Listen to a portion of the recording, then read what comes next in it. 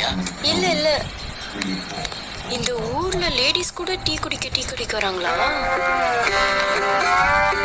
ஆனா இங்க ராமச்சந்திர சிலை எங்க இருக்கு? நீ இந்த ஊருக்கு புதுசா? இல்ல இல்ல, இந்த தெருவுக்கு தான் புதுசு. எங்க இருக்கு?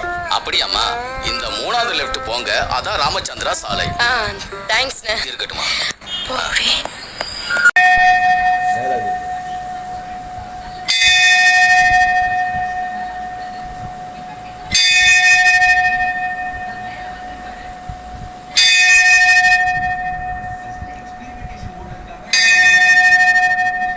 ஐயா, நாங்கள் குடும்பத்தோடு ராமகிருஷ்ணரை பார்க்க வந்திருக்கோம்.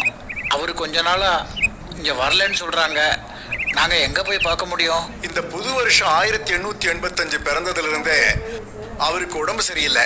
அவர் இங்கே தட்சிணேஸ்வரத்திலேயே இருந்தால் சிகிச்சை கொடுக்கறதுக்கு வசதி இல்லைங்கிறதுனால கல்கத்தாவில் ஒரு வீடு வாடகைக்கு ஏற்பாடு பண்ணி அவரை 3 மாதத்துக்கு முன்னால் அழைச்சிட்டு போயிட்டாங்க. அடடா, அவர் எவ்வளோ பெரிய தபஸ்வி, ஞானி, காளி அருள் பெற்றவர். அவருக்கு உடம்பு சரியில்லை.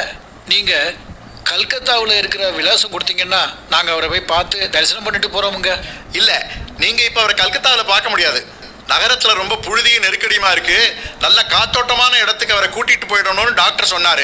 அதனால இப்போதான் அவர் அந்த காசிப்பூரில் ஒரு தோட்டத்தில் இருக்கிற வீட்டை ஏற்பாடு பண்ணி அழைச்சிட்டு போயிருக்காங்க. அப்படியா? நாங்கள் காசிப்பூருக்கு போய் விசாரிக்கிறோம். இன்னைக்கு இரவு இங்கே தங்கி அன்னை சாரதா தேவியை தரிசனம் பண்ணிட்டு போகலாம் இல்லைங்களா? சிவனை விட்டுட்டு பார்வதி இருப்பாங்களா? அன்னையாரும் அவர் இருக்கிற இடத்திலேயே அவர் கூடவே தான் தங்கி இருக்காங்க. இன்னும் அவருக்கு நெருங்கின சிஷ்யர்கள் பல பேர் அங்கேயே போய் தங்கி இருக்காங்க. அவங்கெல்லாம் 24 மணி நேரமும் அவருக்கு பணிவிடை செய்கிறாங்க. எனக்கும் அங்கேயே போய் தங்கி அவருக்கு பணிவிடை செய்யணும்னு தான் ஆசை. ஆனால் கோவிலையும் சில வேலைகளையும் விட்டுட்டு எல்லாரும் போக முடியுமா? அதனால என்னை இங்கேயே இருந்து பார்த்துக்க சொல்லியிருக்கார் குருதேவர். அப்பப்போ நானும் போய் பார்த்துக்கிட்டு வரேன். நீங்க அங்கேயே போய் அவரை பார்க்கலாம். இந்த பிள்ளைக்கு பேரு டீலா, பார்த்துருக்கீங்களா? தெரியலையே. நீ பாரு. தெரியலையே. இப்போ